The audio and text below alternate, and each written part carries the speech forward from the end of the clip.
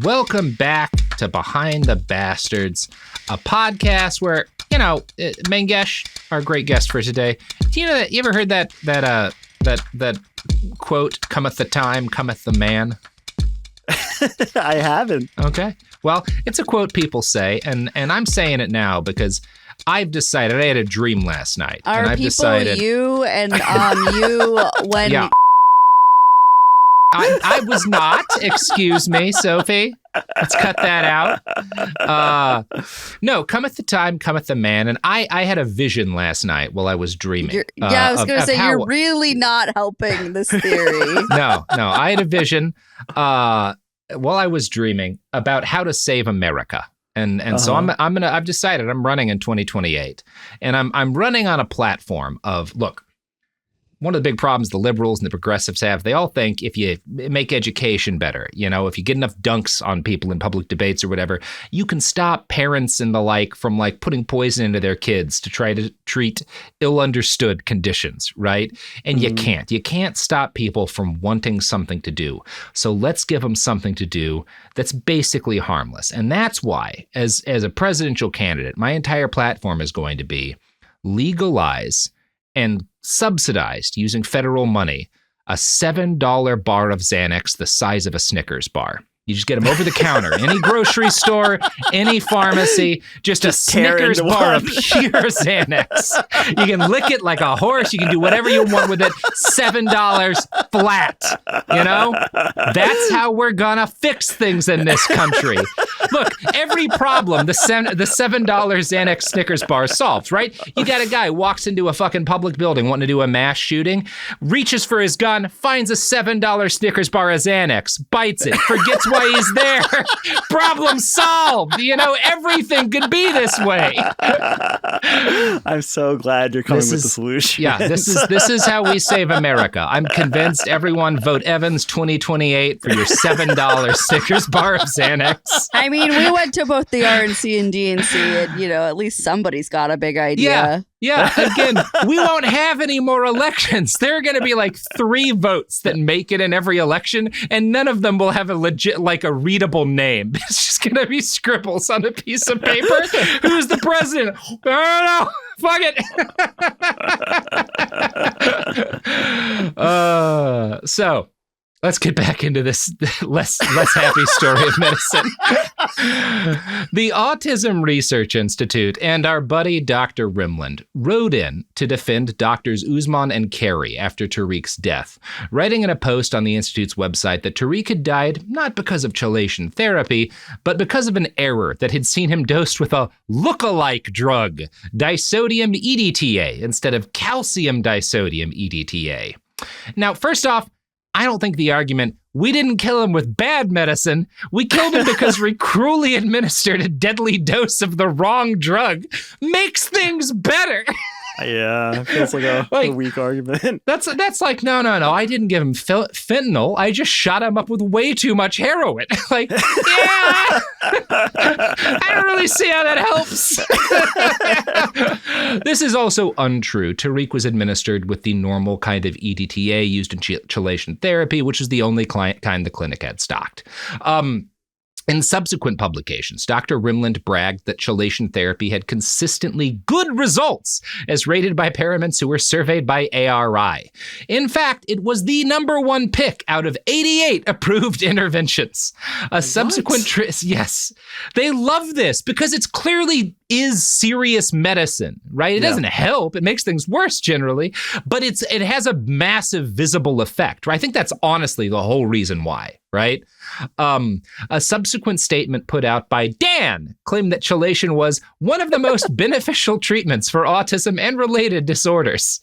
Wow. Now, aluminum, lead, and mercury aren't the only metals that got blamed.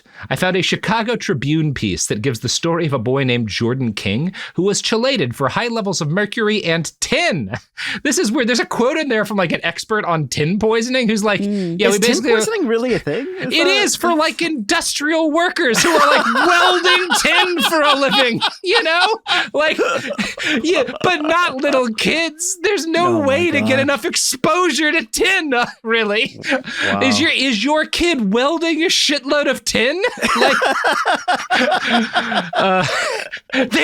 then we have other issues. Autism's not the problem. You're letting your 5-year-old weld. What are you doing? Take that torch away from them. Now, the actual explanation for why Although this if they're productive, like, Yeah. you know. Sure, why not? Why not? Yeah, yeah. It's good for kids to have a hobby. At least they're touching. If they can't touch grass, they might as well touch heated tin. Now, again, they do a test which shows high levels of mercury and tin in this kid's blood. But that's not the whole story. You hear about that and you're like, oh, well, maybe there was something going on. Why would they have elevated levels? Well, the explanation for why, and for why all of the kids that get tested in order to justify this therapy have elevated levels of different heavy metals, is because of the distinctly ascientific kind of lab test that they give these kids, right? You would think, if you're like, this kid probably has high levels of heavy metals, we might want to administer chelation therapy. You're not a doctor, Mangesh. But what would you do first? What would you do first if you thought they might have high levels of heavy metals? Get a blood test? Right. Very basic science, right? Okay, you think this is true? Let's test their blood. No. I'm the so way afraid. you give I'm these so blood afraid. tests I'm in this so kind afraid. of therapy is first you chelate the child. You shoot them up with this thing that strips heavy metals out of their blood and makes them pee it out, right? And then you test them. Why? Right? So you give them a drug that provokes them to excrete heavy metals and then test them. And then you know what? You're going to find some heavy metals. Because you gave them the drug that makes them excrete them. And here's the thing. There's no because this isn't the way science works. You don't do this otherwise. There's no accepted understanding for what normal results on a test given after chelation would be. Right. And so there's no actual medical case for like drugging people and then testing them like this. So the lab just shows back charts that show scary spikes of different metals. And the clinician says, look, kids got it. We need to keep doing this. Wow. Now, in case you don't believe me, and you shouldn't, not a doctor, Dr. Carl Baum, director of the Center for Children's Environmental Toxicology at the Yale New Haven Children's Hospital, calls this, quote, exactly the wrong way to do it. Wow. Now, Dr. Usman did ultimately face mild consequences. In 2009, the Chicago Tribune featured her in their dubious medicine investigation, which helped push for a probe by the Illinois Department of Financial and Professional Regulation. They alleged that she had provided medically unwarranted treatment that may potentially result in permanent disabling injuries to 2 boys. Quote from the Tribune. In reaching a consent order with Usman, medical regulators alleged that Usman failed to disclose to her patients her financial interests in the company supplying the hyperbaric oxygen chambers and in the compounding pharmacy that filled prescriptions for her patients. The state said that she also failed to obtain informed consent for the chelation therapy and did not keep adequate medical records for her patients. Usman, who practices out of the True Health Medical Center in Naperville, neither admitted nor denied the state's allegations in signing the consent order. She agreed to pay a $10,000 fine. Great. $10,000. I love that this is the punishment. Yeah. I know. It's crazy. Now, the other boy that she's accused of harming in this case was a Chicago child, the son of James Coleman. We don't get this kid's name because they're a kid, who was engaged in a custody battle with his ex-wife over their kid, who was a child with autism. Now, the kid's mom is a believer of these biomedical interventions for their son's autism. James is not. James recognizes this is pretty dangerous, and he gets trapped in this nightmare of trying to advocate for his son against the wishes of the boy's mother. Here's how a different article by the Tribune, titled Autism's Risky Experiments, describes his regimen of treatment. Quote, James Coleman's son has an unusual skill. The 7-year-old, his father says, can swallow 6 pills at once. Diagnosed with autism as a toddler, the Chicago boy had been placed on an intense regimen of supplements and medications aimed at treating the disorder. Besides taking many pills, the boy was injected with vitamin B12 and received an intravenous infusions of a drug used to leach mercury and other metals from the body. He took megadoses of vitamin C, a hormone and a drug that suppresses testosterone. They're just doing everything to this kid. Again, The fact none that his of these skill is that he can swallow 7 pills at a time. he's able to It's take so many unbelievable. pills.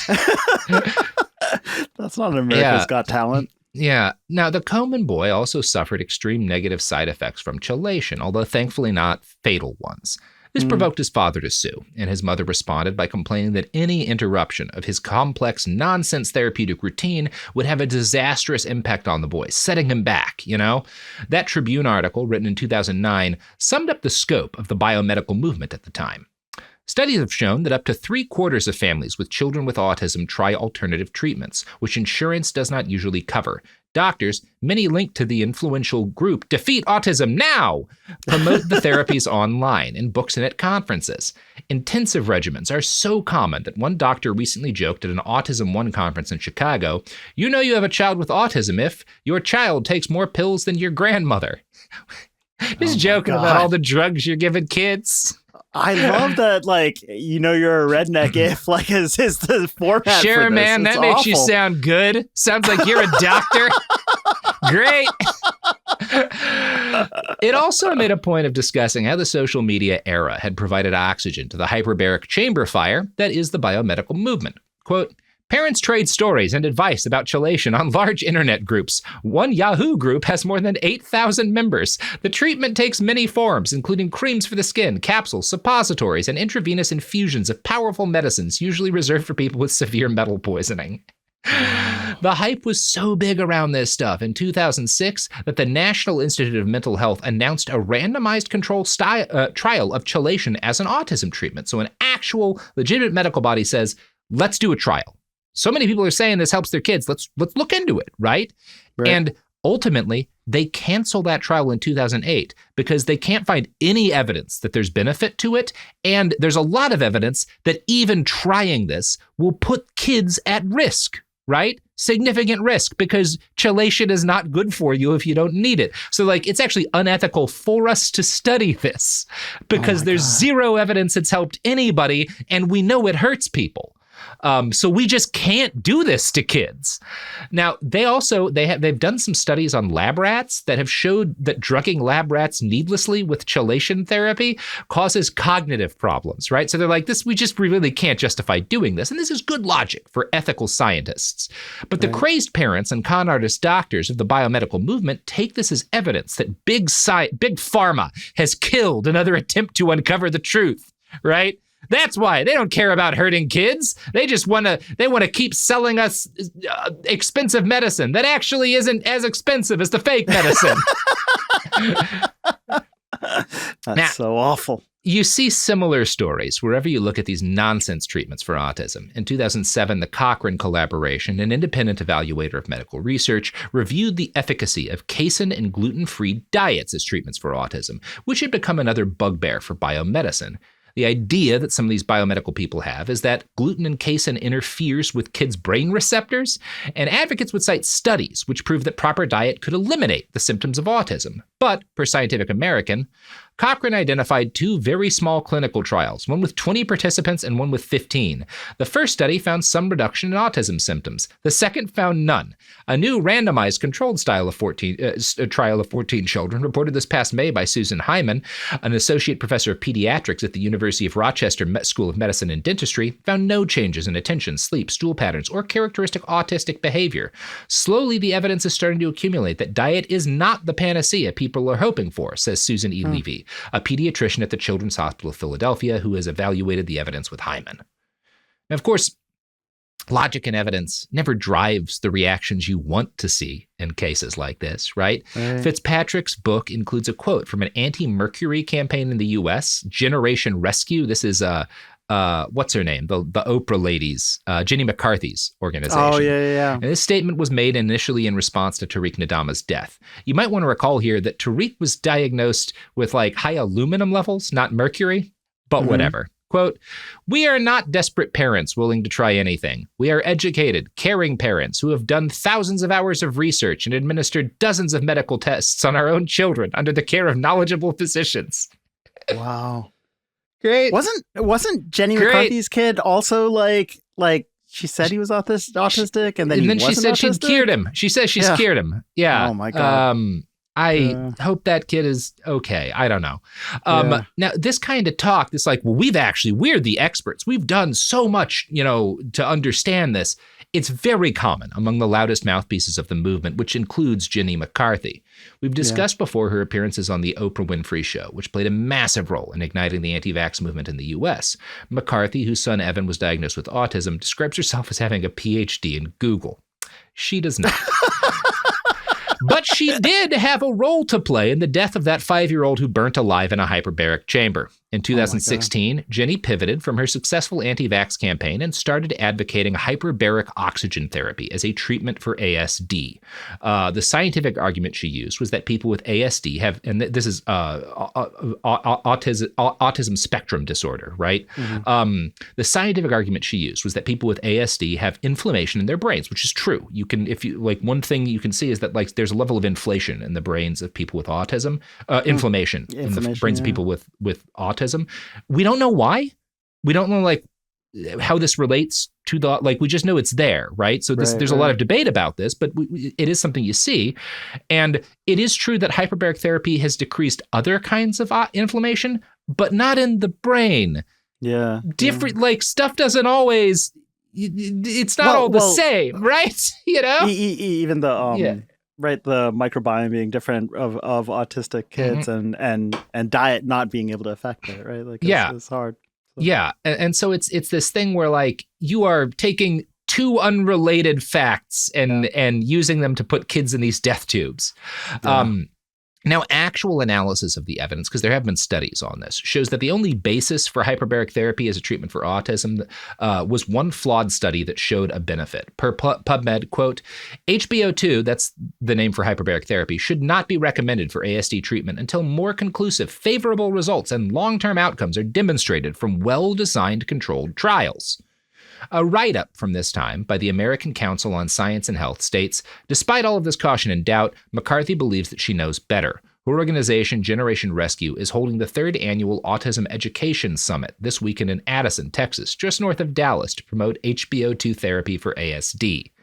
Now, this conference included an expert panel of chiropractors and osteopaths, as well as, along with those august medical experts, a YouTuber named Lily, who made a video about hyperbaric treatment helped her little sister. McCarthy was joined on the panel by Del Bigtree, producer of the movie Vaxxed, and one of the ladies from The Real Housewives of New Jersey. Truly, a symposium of the greatest minds in medicine. Awesome. Another conference expert was Dr. Anju Usman, whose husband sells hyperbaric chambers. Oh my God. I was not expecting that twist. Oh yeah, baby. Now this is all made especially infuriating because 4 years before this conference, in 2012, a 4-year-old boy and his 62-year-old grandmother died after the hyperbaric chamber the boy was in caught fire at the Ocean Hyperbaric Center in Florida. Francesco had cerebral palsy, which hyperbaric therapy does not treat. And he had traveled to South Florida from Italy, where the treatment is illegal, with his grandmother. And he caught on fire. She tried to save them. They both die. Nightmarish deaths. 4 years before this conference, where Jenny McCarthy is saying everybody should do this for their kids. Wow. Now, none of these deaths, none of these injuries, none of the illnesses caused by all this bullshit treatment means anything to most of these people. Their only interest is their children. And one of the issues here is that because of the way autism works for most people who have autism, you see around the time the symptoms become evident, it seems like they're regressing, right? They stop making eye contact, they stop engaging as much. And this can be very dramatic and very shocking to parents, right? But most people with autism, their symptoms then improve over time because they grow up and they get used to dealing with and engaging in the world, right? Right.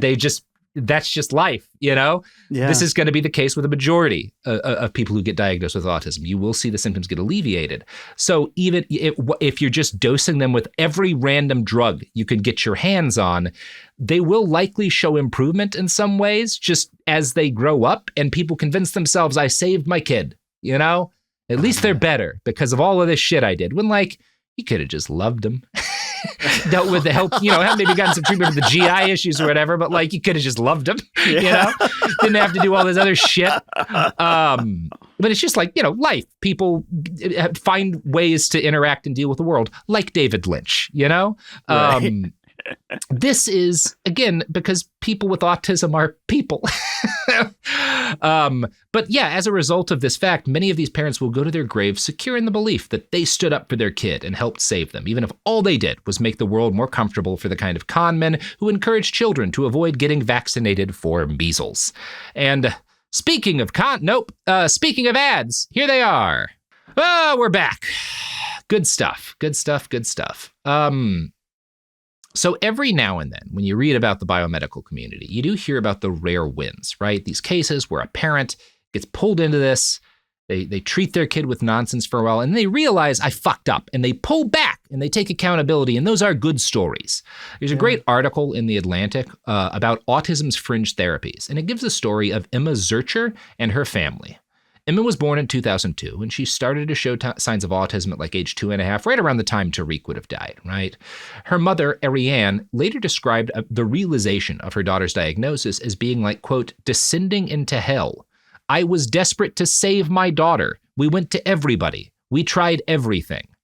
Per The Atlantic, quote, she and her husband took Emma to neurologists, gastroenterologists, behavioral, speech and occupational therapists, nutritionists, naturopaths, a shaman and a homeopath, a craniosacral therapist and a Qigong master. A developmental pediatrician who didn't take insurance charged at least $200 per visit and had a months-long waiting list. Recommended they call a psychic in Europe. The psychic, ironically, refused payment because she didn't pick up a signal from them. When the psychics are more honest than the doctors, holy fuck! Like, oh wow, unbelievable list. The psychic's like, no, I don't want to rob you. Like, holy fuck. They tried dozens of treatments that claimed to have recovered children with autism, including numerous vitamin supplements, topical ointments, restrictive diets, chelation, hyperbaric oxygen therapy, brain scans, a so-called detoxification system, and stem cell therapy. In other words, she went through all the con therapies we've covered in these episodes and a bunch more. She describes her mind state after each failure as, I thought I didn't do it right. Let me do it again. And this is the consequence of this. It's not unreasonable to say that, like, well, if your kid has a condition or an illness, part of treating it properly is the parent needs to be an advocate for their kid and involved in the treatment. Not an unreasonable statement. But there's this attitude that means that like the parent is responsible for figuring it out, and like, well, but you're like a fucking accountant or something. Like, you don't know how to, you're not a medical expert. You don't know what you're doing. Like, you shouldn't be diagnosing your kid here. Also, you can see how like you like slip from one to the next because you're increasingly desperate. But like, once you're dealing with like a shaman and like it feels like someone in your life would tell you. Like, a psychic. I don't know if the shaman knows how to cure autism. The ultimate result of all these specialty diets was that Emma shed body weight at a dangerous pace, losing 15% of her weight in 6 weeks. Now, Emma's mom had by this point come to believe that her daughter had something that is another common line in biomedical hooey, that GI problems like leaky gut might help cause symptoms of autism. It doesn't. None of her attempts to fix Emma's microbiome worked. Ariane kept going. Quote, I thought any treatment was better than doing nothing at all. It's this, I can't think of anything else to do. Better press the gas, Yeah. That's just not, it's not smart.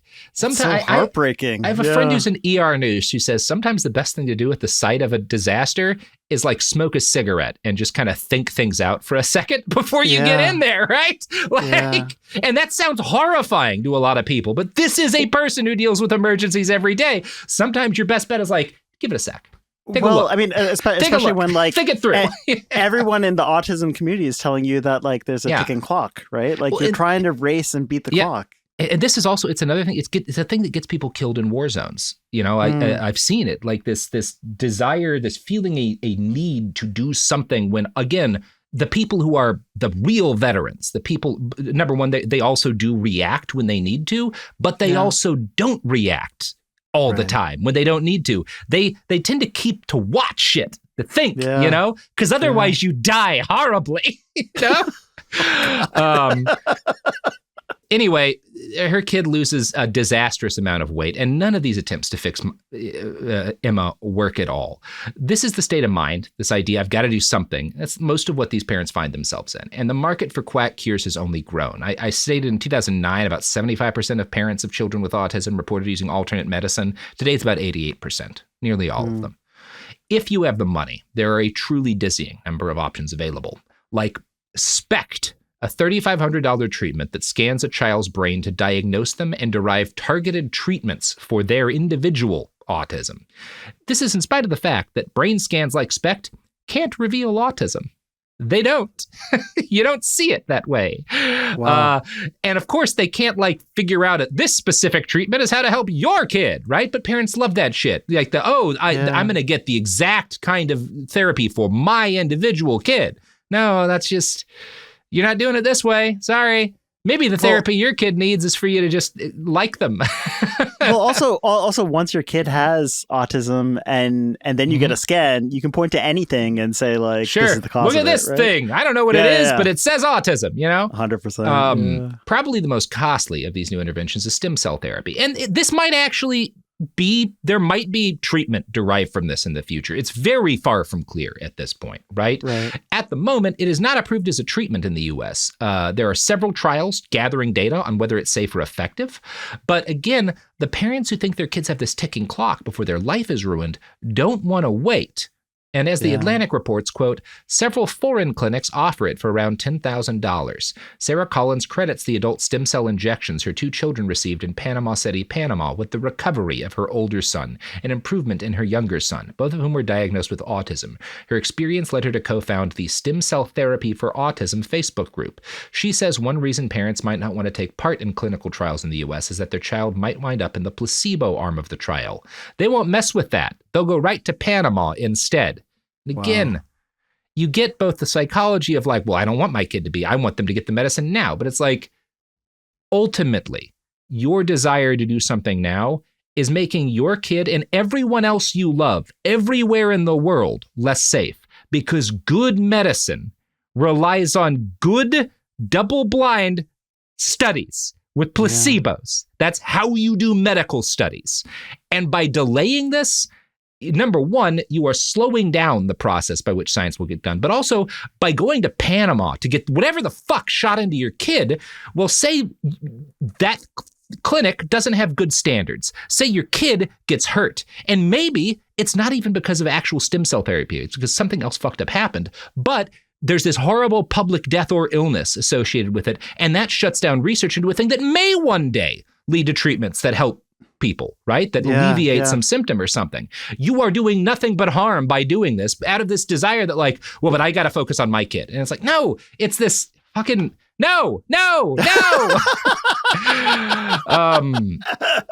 Emma's mom eventually made the right decision after about 7 years of trying this carousel of treatments to reach out to an adult with autism and talk to them about her kid. This adult was Julia Bascom, who has a blog called Just Stimming. This talking to Julia keyed her in on the fact that, maybe autism doesn't mean my kid has no life. Maybe they can be happy as a person with autism, and I should focus on that because it's just the way they are. Emma's mom wrote, quote, my entire focus changed. Instead of fighting against Emma's neurology and trying to cure this heinous disorder, I started finding ways to help her flourish. And that's it, really, right? That's the ball game. I mean, just robbing yourself of the joy of being able to enjoy your kid and see them, is stunning because you're so worried. Yep.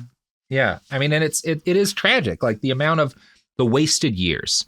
Yeah. You're so obsessed doing this that you're not actually having a relationship with your kid as your kid. You're having a relationship with your kid as a sick thing you need to fix. Yeah. As a guinea pig. It's sad. Yeah.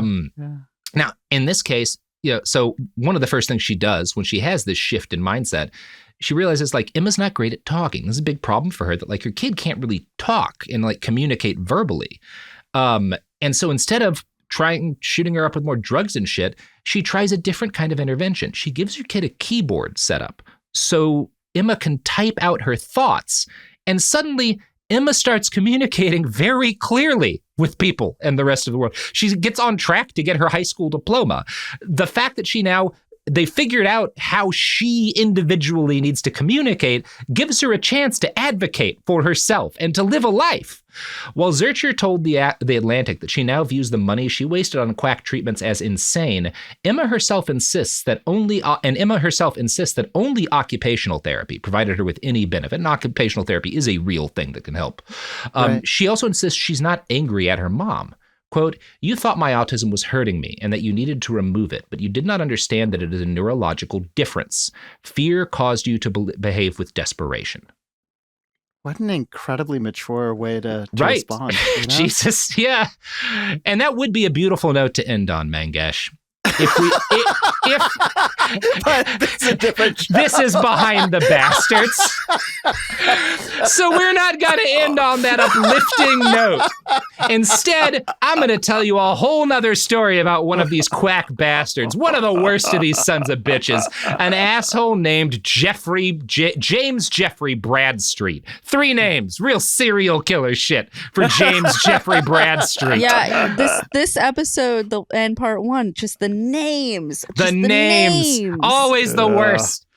Born in July 1954 in Florida, Bradstreet was at one point a Christian preacher who got a medical degree from the University of Florida. We're doing great. Knocking it out of the park so far. His postgraduate research was in aerospace medicine, and his actual career was as a family doctor. But in 1997, after he'd been practicing for a little over a decade, his son was diagnosed with autism. As Fitzpatrick writes, Jeff Bradstreet abandoned his career as a family doctor to become a radio talk show host. Great start.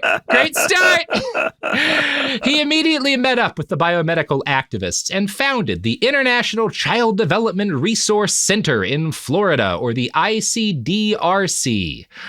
In 2001, he appointed Andrew Wakefield to be head of research there. Nice. Bradstreet was a big believer in merging his evangelical Christian faith with his treatments for autism, and so he created the Good News Doctor Foundation. Now again, Bradstreet's training was 2 years of residency in obstetrics and some added training in aerospace medicine. He was not board certified in any specialty, yet he advertised himself as a biomedical expert in autism treatment who specialized in correcting biochemical imbalances as well as detoxification. Wow. Again, this is a guy who's like qualified to help your kid with the flu, you know, right? Not to like downplay family medicine, but this is not a guy who's qualified to cure, because among other things, nobody is. It's not a thing. That's not a thing that happens. Wow. In the book Deadly Choices, Paul Offit describes Bradstreet's clinical approach this way. Bradstreet had promoted several cures for autism, including secretin, chelation, immunoglobulin, administered by mouth and by vein, and prednisone, a potent steroid that suppresses the immune system. He also prescribed dietary supplements he sold in his office. As one expert put it, the nutritional supplements prescribed by Dr. Bradstreet were also sold by Dr. Bradstreet. Sure, that's fine. This cool. guy, great. This is we're at like the late 90s, right? This is when this is happening. This is like the late 90s. This guy would be on TikTok. Oh my God. He might have been, actually. You know what, Sophie? Good news. We're going to talk about what this guy winds up doing in the present era. It's actually the best part of the story. So, in 1999, Bradstreet began treating Colton Snyder, ultimately examining him more than 160 times and ordering a number of invasive lab tests that were not approved by the FDA. Among these were multiple spinal taps. If you've had a spinal tap, that's not a thing you fuck around with. They're just stabbing this kid in the spine with needles. See if that makes it better. 160 times feels very, very thorough. Feels like a lot of visits. They also insert a fiber optic scope into Colton's stomach and colon. As Offit writes, all these tests and procedures were expensive, potentially dangerous, and according to the opinions of expert witnesses, of no value to the child. Oh, wow. Now, Bradstreet's, this is not said directly, but his parents have money. This is not cheap. That's why Bradstreet's doing this. His medical documentation of Snyder ultimately runs to some 650 pages. He diagnoses the boy over the years with autism, yeast overgrowth, a fungal infection, unspecified encephalopathy, unspecified urticaria, and a shitload of other things. And it's so many different things that it is clear that what's going on here is Bradstreet this is like a Munchausen's by doctor syndrome, right? And he's not doing it because he's deluded. He's doing it because he is a mercenary with the goal of keeping Colton's parents paying for very expensive tests and treatments for forever, right? Yeah. None of Colton's mercury tests were ever high, but still Bradstreet, who believed mercury contributed to autism, prescribed numerous rounds of chelation therapy. A write-up in Quackwatch summarizes. Bradstreet conceded that Colton did not respond well to chelation. The medical records, including reports from Mrs. Snyder, reflected that Colton did poorly after every round of chelation therapy. The more disturbing question is why chelation was performed at all, in view of the normal levels of mercury found in the hair, blood, and urine, its apparent lack of efficacy in treating Colton's symptoms, and the adverse side effects it apparently caused. That's another thing you encounter, where these parents and these practitioners, the practitioners will convince the parents, oh yeah, if your kid's if they're responding negatively, that's the toxins leaving. Of course it's ugly, you know? Yeah. It's bad. Just so hard to listen to. I mean, it's awful. It's real fucked up. These people should all have gone to prison. They should all still go to prison. Yeah. But you know who shouldn't go to prison? Our sponsors. Is that what we're doing? I'm saying they shouldn't, Sophie. What do you want from me?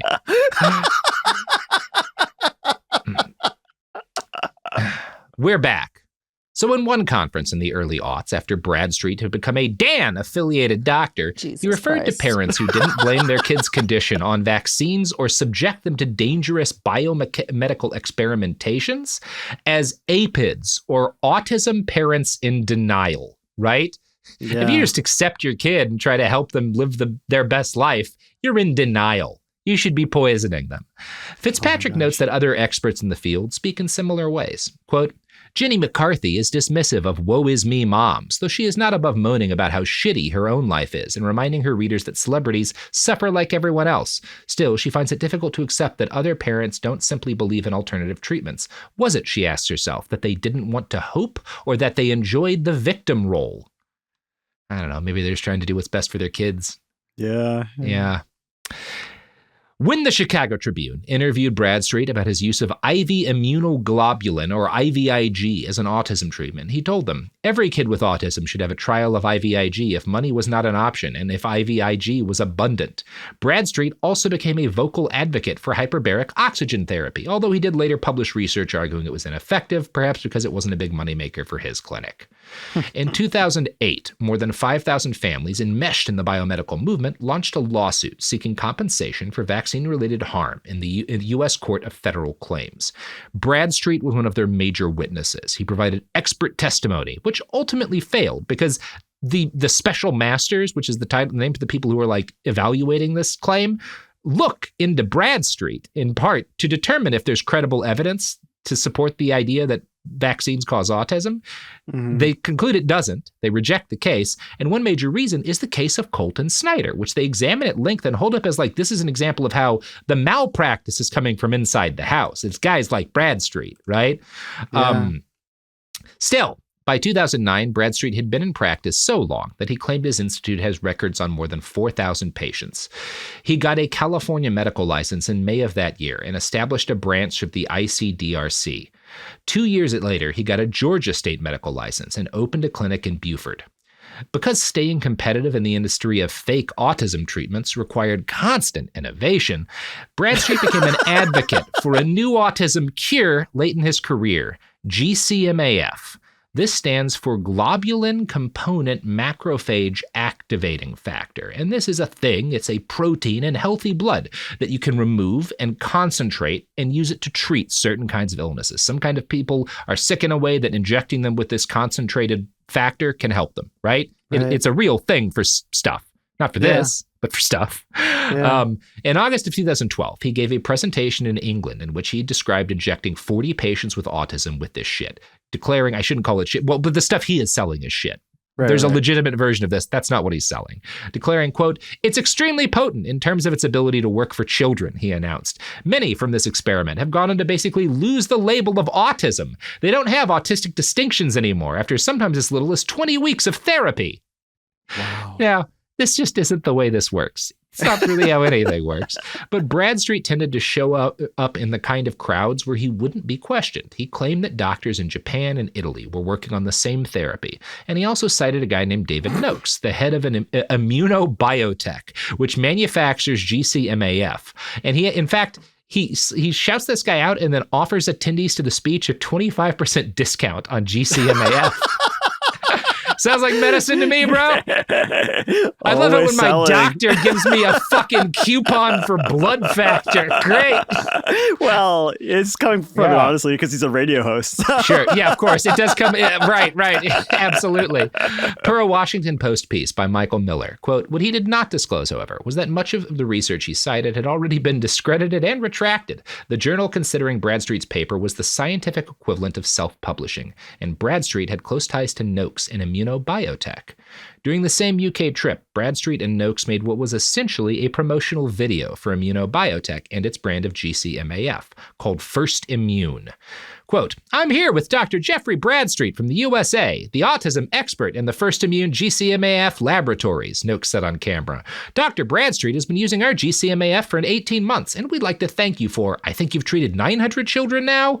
Not just children," Bradstreet boasted. "So the spectrum of my patients with autism ranges from somewhere around 18 months to goodness, somewhere around close to 40. So we've treated many adults with autism as well as chronic fatigue patients, cancer patients. So we found application for a fairly broad number of disorders for the product." The two traded compliments for 4 minutes straight, just gassing each other up for 4 minutes. Again, sounds like medicine. Now, the transcripts for this are just impossibly fucking cringy, with Noakes saying, "We've never met a doctor with such an understanding at the microbiological level of how autism and cancer and other diseases work." And again, autism and cancer, not really related. Not alike. Yeah. Not at all alike. Other diseases, again, not that I'm not saying autism is a disease, but like that's the way this guy's talking. It's like, no, this isn't medicine. I know. Doctors are never like, yeah, we figure like this thing helps with the flu and I don't know, probably lung cancer. Fuck it. And gout. Gout. Sure, fuck it. And one of the things like Bradstreet goes back to after Noakes gasses him up, he's like, "This is the most sterile lab I've ever seen. The best equipment, the best people. This is the perfect environment for doing good medical science." Wow.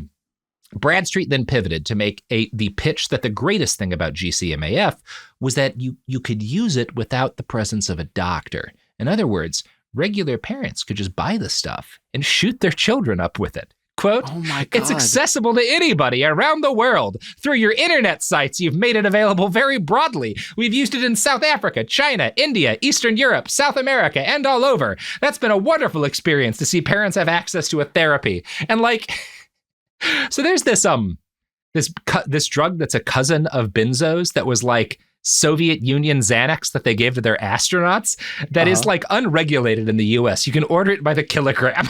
I think about shit like that. We're like, yeah, okay. But what if we just did that for children's medicine? You know? That's incredible. Oh, man, it is so funny.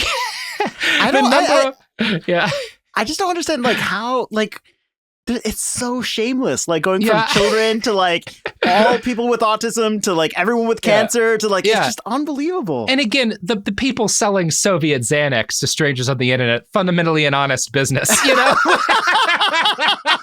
The people who buy that shit know what they're getting, you know? So and you can give it to your kids, DIY, was the ultimate pitch to the parents in the biomedical treatment community and the ultimate evolution of the founding principles that parents should be actively engaged, not just in caring for their child, but in diagnosing and treating them. Meanwhile, there was no real evidence that GCMAF benefited children with ASD, as Baylor School of Tropical Medicine Dean Peter Hotez told the Post. And by the way, Dr. Peter Hotez, also as the parent of a child with autism. An initial safety test of GCMAF injections had not even been completed. It was still trying to recruit participants. So the actual doctors are being like, we don't even know if this is safe. We haven't been able to get enough people to volunteer to prove that this isn't dangerous, not even to show that it works. And they're just selling this over the fucking internet. Even incredible. So, Bradstreet bragged about dosing more than 2,000 children and claimed 85% of them improved and 15% had their autism eradicated. The initial hype was massive, but the actual comments from parents who used the treatment were standard. Some claimed small positive, while others claimed hard-to-rate changes like, well, he's talking more. Many, though, recorded disappointment. Quote, "We have recruited 20 shots of GCMAF so far. I am still waiting for the wow that everyone talks about," one person wrote. Even worse, they described side effects including crying and pains in his chest and stomach for at least the first 3. "We are doing GCMAF injections. I have not seen any gains at all," another person wrote. "I have seen worse behaviors and tantrums, so after spending $1,300 for no gains and living in hell, I'm done with this." Wow. I can't imagine ordering something online and being like, yeah, I should Time shoot to my shoot kid this with into it. my child with a needle. 20 times. It's unbelievable. I don't know. Maybe that's child abuse. I'm sorry. I know you quote unquote love your kid, but that sounds like child abuse to me. Oh, completely. Yeah. I obviously little kids don't understand. Sometimes you have to, if they're sick, you have to give them medicine that they don't like, that may have negative side effects, because that's just necessary sometimes, right? I get it. But to do that for no reason, none at all. Also, I'm sure some of this was causing some sort of delirium and the kids were talking as a result of that. Yeah, it's not doing nothing because, by the way, Mango, we're about to talk about where this blood came from. Oh, God. Because I know. The first thing I thought was Jesus Christ, this is fucked up. This is not just going. fucked up because they're shooting kids full of blood that doesn't do anything or maybe it hurts them. But also, blood is rare. There's not enough of any of these blood factors. People need this, and you're not getting this stuff to people who need it. The good news is that's not an issue here. I'm afraid. I'm so nervous. I've spent a lot of these episodes talking about what a bad idea it is to make parents without medical training part of the diagnostic and treatment process in this way. But the Bradstreet story does have a positive ending due to a mom of 2 sons with autism named Fiona O'Leary. She came upon his scam and she gets angry, right? She is not one of these moms who buys into the bullshit. She's like, oh, this is fucking dangerous. Fuck this guy. Right. She looks into his business and the web of shady, undisclosed financial interests he had with immunobiotech. She files complaints with regulators. I think this is over in the UK. I believe she lives, I don't know if she's in the UK proper or Northern Ireland, given the name Fiona O'Leary. Yeah. But this leads to the UK's equivalent of the FDA does an investigation that culminates in a raid on a First Immune GCMAF production facility near Cambridge. This is the lab where he filmed that video, where Bradstreet films the video with Noakes, where they're gassing each other up. Yeah, I heard was pristine. You heard that, yeah. So while Bradstreet had praised the lab's sterility, UK regulators described it as making GCMAF out of, quote, blood plasma labeled not to be administered to humans or used in any drug products. Oh my God. They're getting this out of the shit blood. Does that make it better? Because at least regular, people who need blood aren't losing it. I don't know. I don't know what we say here. Oh my God. I'm so sad. Eventually, she succeeds. It's so fucked up, right? It's so fucked up. Oh my God. Where was this blood coming from? She succeeds eventually in getting U.S. regulators to look into Bradstreet, which brought the feds to his door in Beaufort on June 18th, 2015. Had he been indicted properly, Bradstreet might have faced 20 years in prison, according to the suspected charges on the search warrant. Rather than endure that, Bradstreet fled town the next day, driving to North Carolina. As he checked into his hotel, Swiss papers reported a story from Switzerland that a First Immune clinic in that country, run by Noakes, had been shut down after 5 patients being treated with GCMAF had died. Some had paid almost as much as 6,000 euros a week for treatment. And to be clear, we don't know that the GCMAF killed those people. These were terminal patients, right? But this was billed as helping terminal conditions, and it didn't, right? So there's a big raid on his partner Noakes. That and the raid on his own facility in Beaufort probably contributed to Jeffrey's decision to take his own life on June 19th. His body was found by a fisherman that afternoon, floating like a river, and the gun he used was found nearby in the water. This immediately became a conspiracy for biomedical advocates, including the CEO of Immunobiotech, who insisted that Jeffrey was murdered by pharmaceutical companies for stating that the MMR vaccine causes autism and hurting their profits with his GCMFA therapy. And unfortunately, what happens here is kind of the best case scenario in this world. One major agent of harm faces a teeny bit of justice and then makes a choice to take himself out of the picture, right? To this day, though, Bradstreet remains a focus of vaccine conspiracists. And I found this in a Reddit post on the Our Conspiracy Commons board from 2022. And it's like a picture of this guy in a suit. This is Jeffrey Bradstreet. He found the cure for autism using oxygen chamber therapy, chelation, and protein shots for T cells. After having cured thousands, he was shot in the back twice at his mansion, and the FBI raided and destroyed his cure center the day after. Now, none of that's accurate. They raided his center the day before. He's not at his mansion. He tries to check into a hotel and can't check in, and then he goes to the river. This is just all wrong. But it's also such a hydra, right? Like it feels like you cut off the head and all these others emerge. It's awful. Yep. Anyway, that's our story for the week.